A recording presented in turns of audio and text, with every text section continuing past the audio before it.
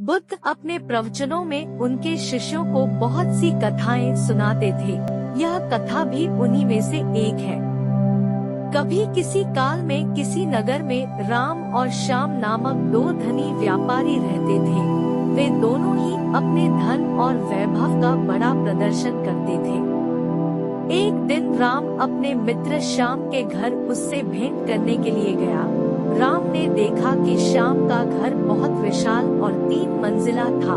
2500 साल पहले 3 मंजिला घर होना बड़ी बात थी और उसे बनाने के लिए बहुत धन और कुशल वास्तुकार की आवश्यकता होती थी।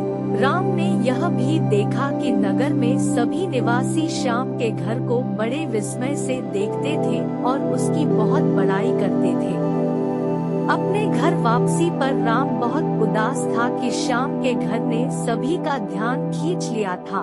उसने उसी वास्तुकार को बुलवाया जिसने श्याम का घर बनाया था।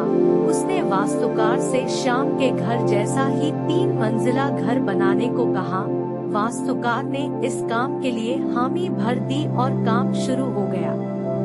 कुछ दिनों बाद राम काम का मुआयना करने के लिए निर्माण स्थल पर गया।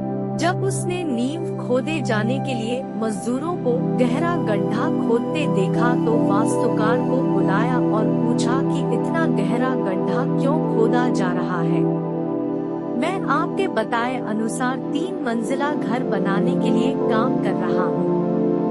वास्तुकार ने कहा, सबसे पहले मैं मजबूत नींव बनाऊंगा, फिर क्रमशः पहली मंजिल, दूसरी मंजिल और तीसरी मंजिल बनाऊंगा।